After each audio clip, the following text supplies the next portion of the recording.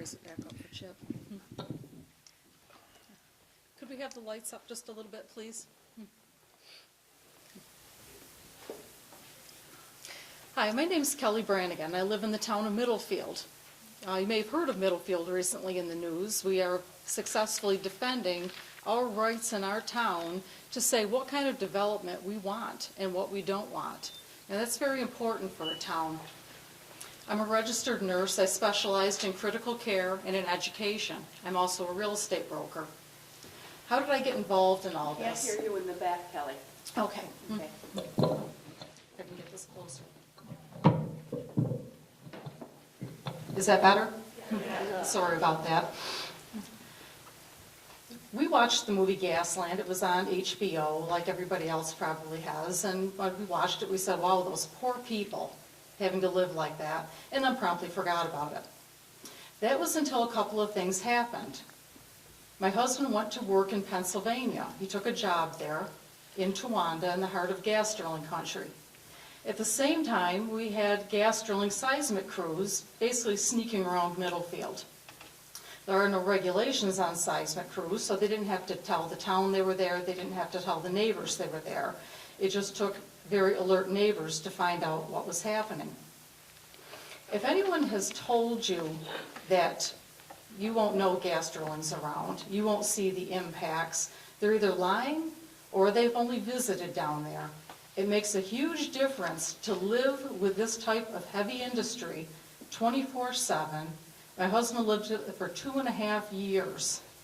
He lived with the trucks, he lived with the noise, the lights, the transient workers. He talked to the folks there. Some folks were happy with it, a lot more were having big problems.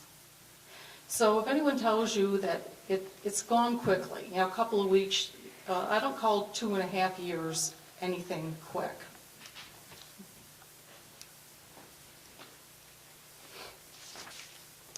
New York State's DEC in the SGI said impacts on community character, defined as the economic, demographic, and social characteristics of the affected communities, are expected to be significant. We want to know how will this affect our communities and how it will affect us. You know, we hear a lot about the water contamination. You know, we're hearing more and more about air. We don't hear a lot about what it means to us as a community member. You know, why did you move to your community? I've been an upstate New York native my entire life. I've lived in Middlefield for over 20 years. We bought our land so we could improve it, so we could have the peace and quiet of rural living. We specifically settled in Middlefield because it had zoning and we were protected. And any improvements we made to our land, that money would be there. It was an investment for us and for our children. If we had known the potential of our area to be turned into a heavy industrial zone, we never would have bought property there. How many of you, knowing that you were going to be moving next to a compressor station or a pipeline or a drill pad, would spend that kind of money to do so? You know, we hear a lot about property values. You know, property values aren't going to increase with those things. No one's going to want to take the chance of moving into a contaminated area.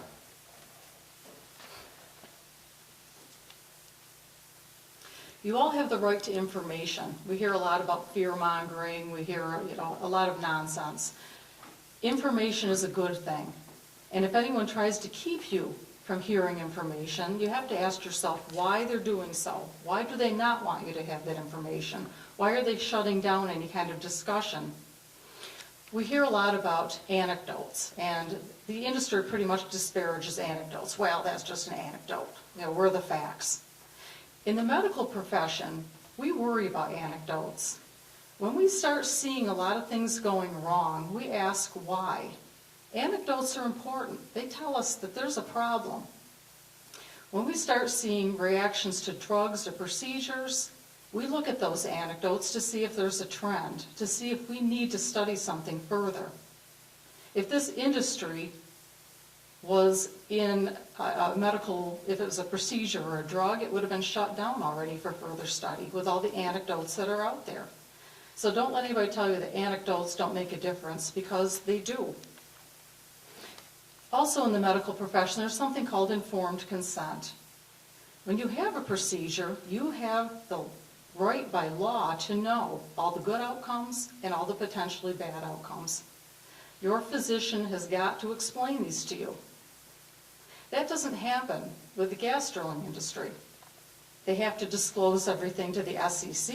They tell them about the chances for contamination, explosions, everything that can go wrong, but they tell you it's safe, don't worry your pretty head about it. Don't worry about it, it's fine. You have the right to informed consent. And in my opinion, you have the right to say no if those risks aren't what you want to take for your family or your community. You know, and we also hear the canard, look at the science. Well, we are looking at the science.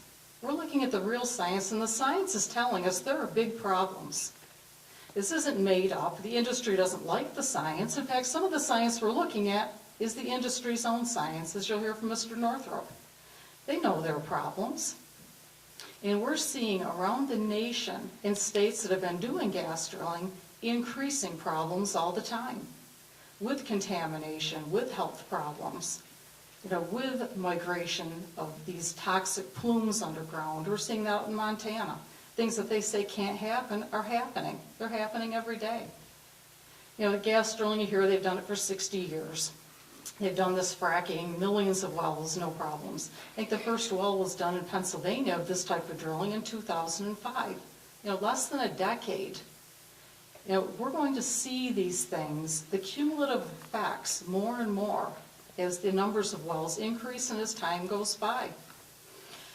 Personally, I really don't want to be a guinea pig. Someone said to me at one time, at one meeting, that we need to study our baseline health. We need to see what people are doing now, what their health is like. Then if gas drilling comes and they start getting sick, we'll know why. I don't know about you, that doesn't really make me feel very good. I don't want to know, once I come down with cancer, that it was gas drilling. Oh, great.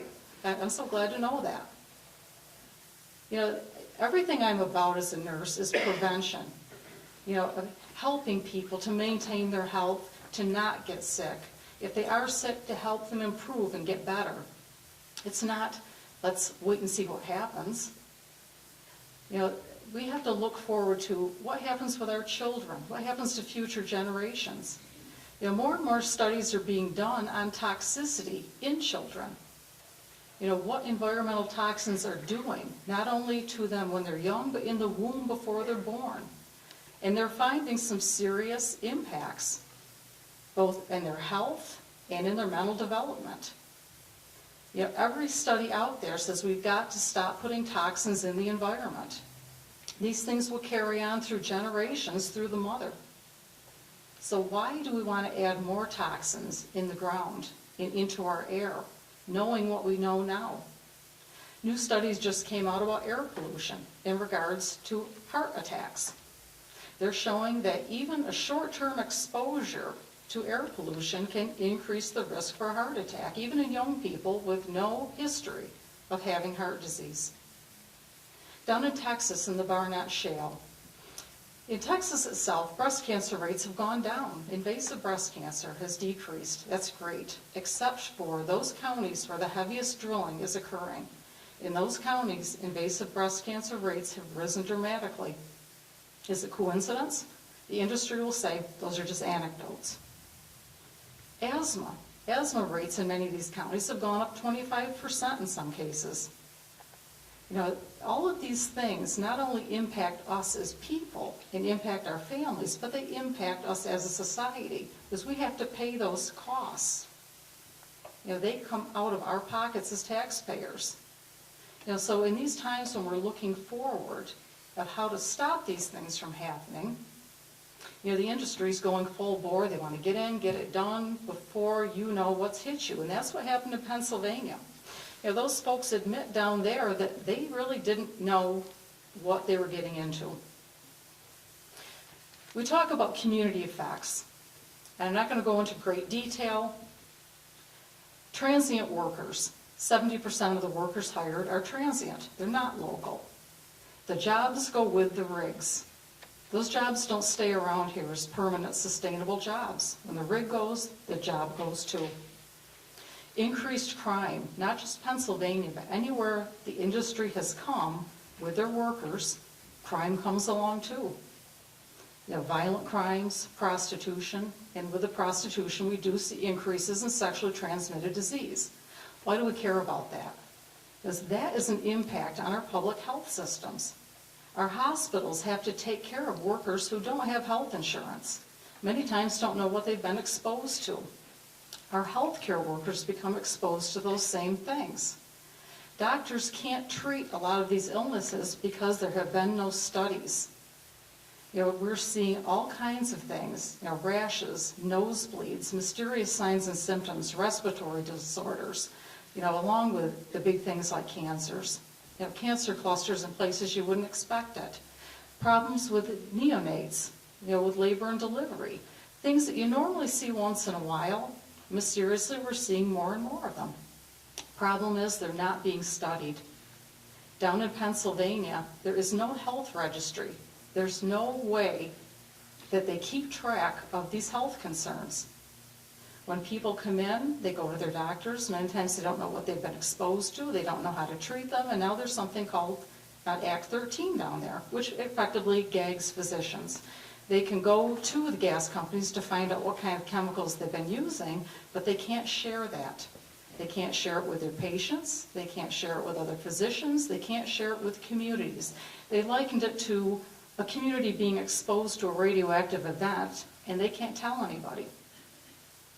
You know, we need these studies. We need this information. We need to know what's happening. We look at the water buffaloes just in Pennsylvania alone. How many families are living with replacement water? They don't keep track of it. There is no mechanism in Pennsylvania to keep track of how many people have replacement water, how many people are having to buy bottled water for their families. And it's happening. You know, folks have gone around and counted the water buffaloes. There have been estimates, 90 to 200. Now they hide them in little sheds. Sometimes they have to be in the sheds because you have to keep them heated in the wintertime. As a community member, if you get stuck with a water buffalo, if your water goes bad, you will have to buy your replacement water many times, and you have to keep your water buffalo heated, which means an increase in your electric costs.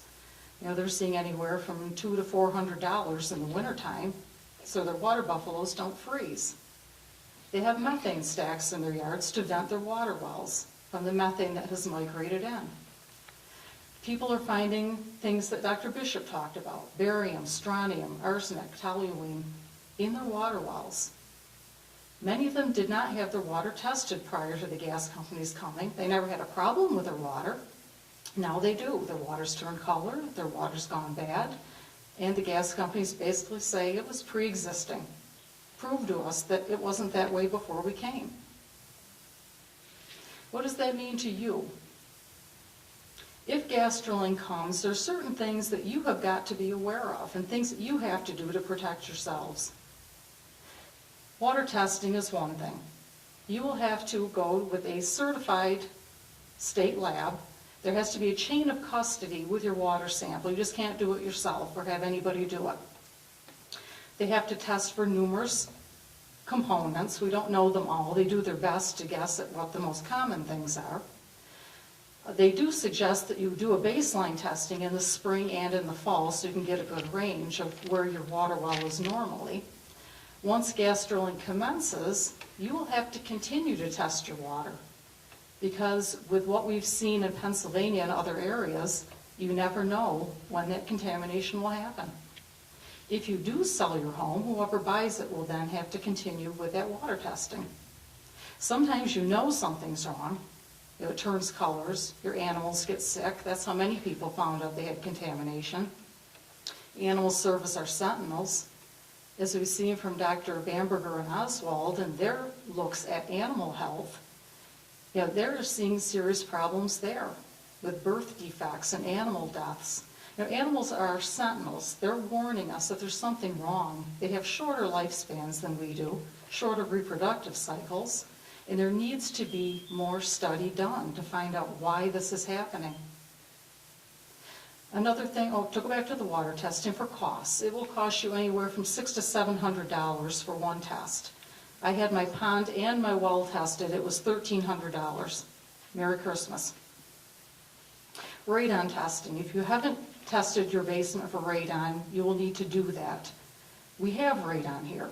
Somehow it seeps up through those cracks in the rocks from down below and gets into our basements. It's the second leading cause of lung cancer in the United States. So you need to know your baseline radon numbers in your own home and then monitor that. Because we don't know what's going to happen with all of the fracturing going on in that basement rock. Whereas Dr. Bishop said, there are a lot of nasty things. We're seeing some recommendations now for at least one person in the family to have baseline blood work. The reason for that is to prove that you did not have pre-existing drilling chemicals in your bloodstream. Because we're seeing in Pennsylvania and other areas when people are going to their physician and they're turning up with barium, strontium, arsenic, again, how do you know that it wasn't there before? Prove to us that you didn't have that in your bloodstream before we came.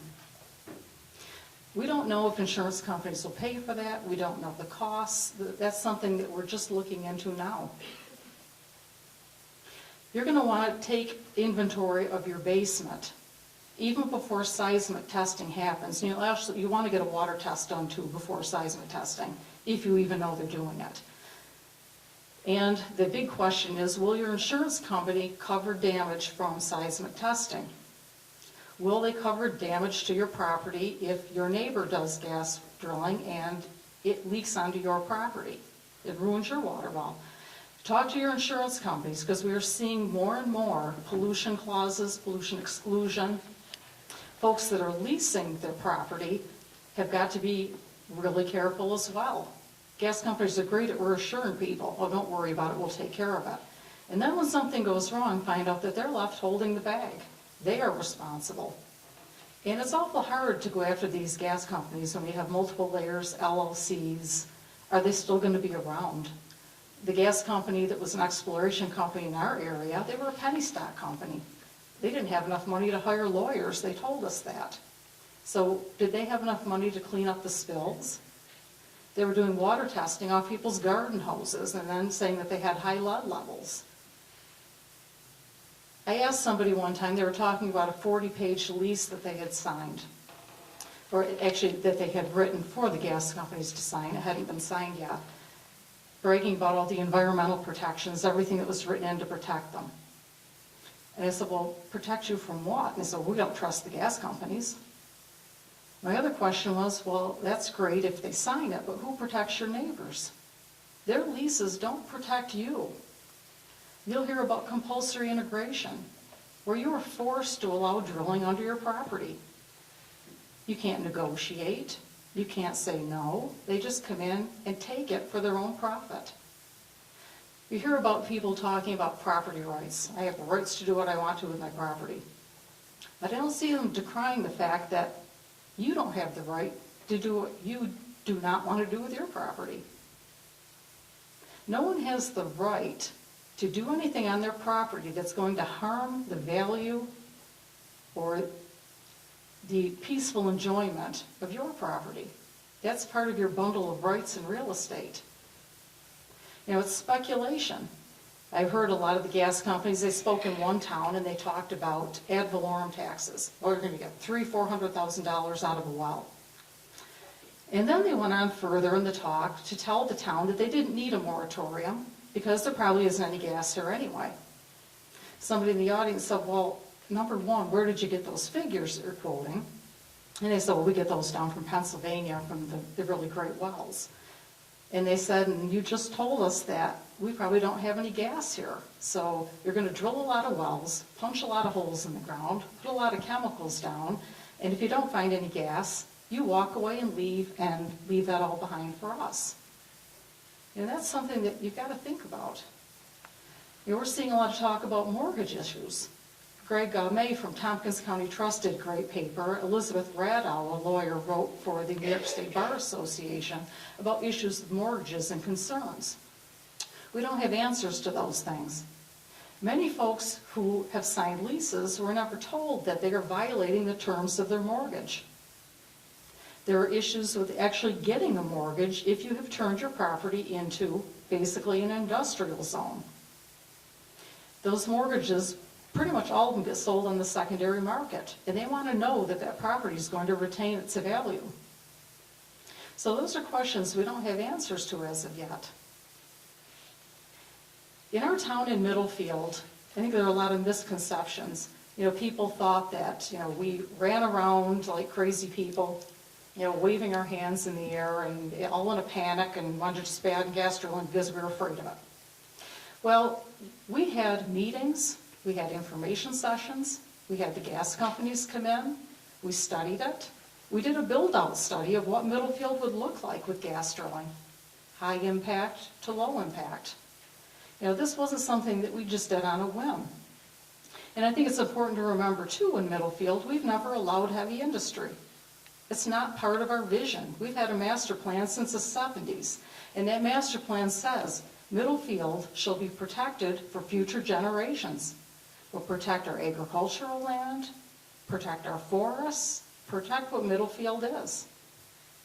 So we've never allowed it. And for an industry to come in and basically threaten us with suing us, telling us we can't do what we're doing, wanting us to roll over and just say, okay, do whatever you want to do. Come in here, bring your trucks, bring your workers.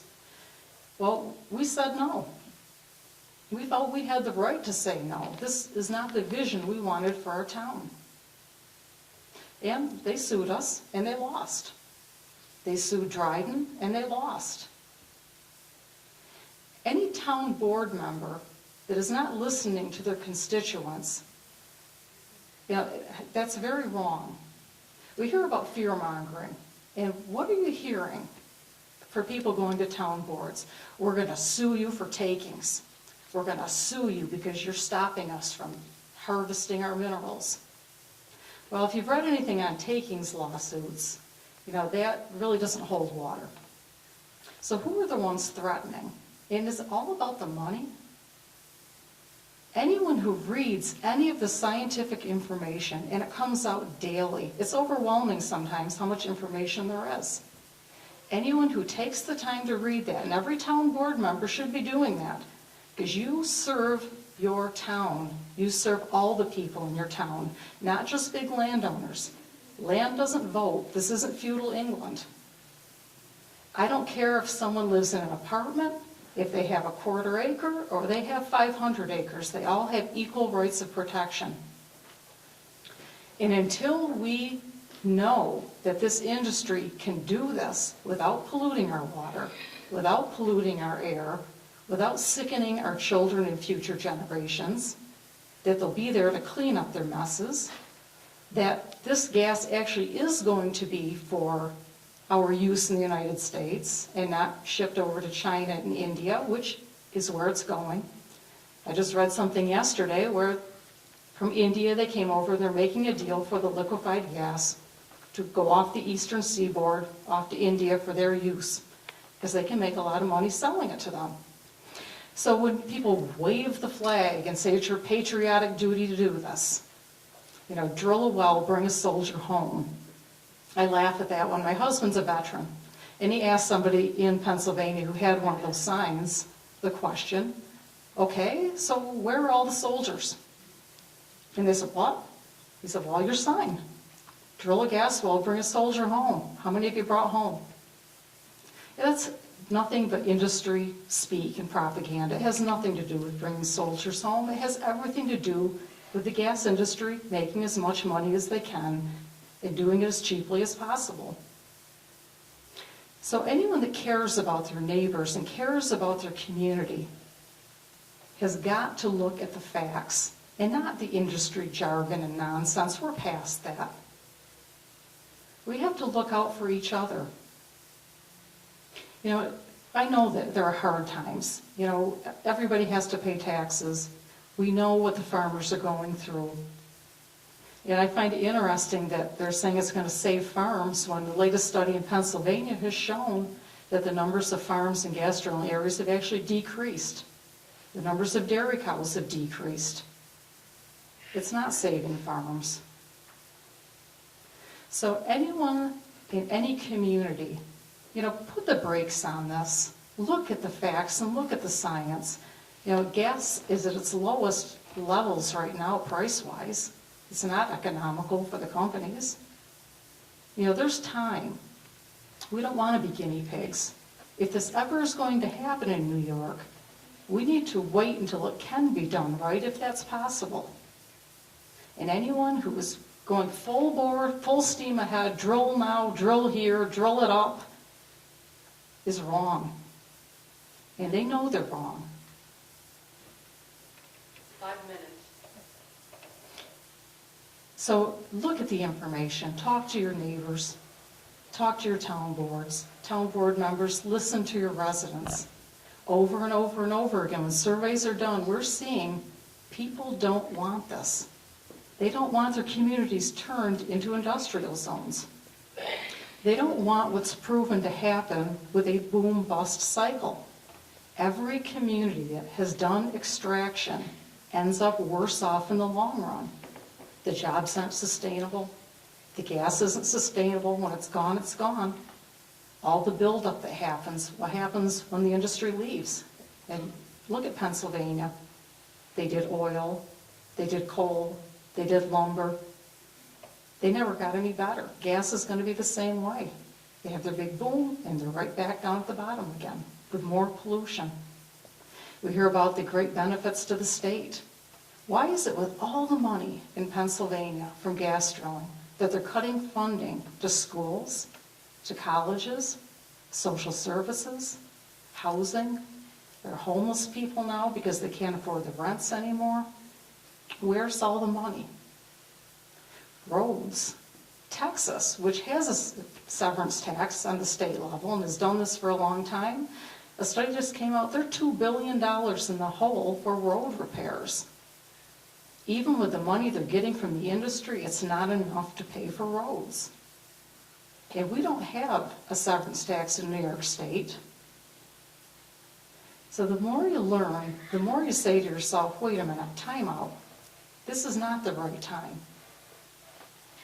And thank you all for coming and listening. Talk to each other. We all are neighbors. We're all upstate New Yorkers.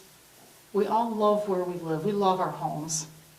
And we don't want to see them destroyed for the gas industry or any industry that comes to take and not to be a part of our community. Thank you very much.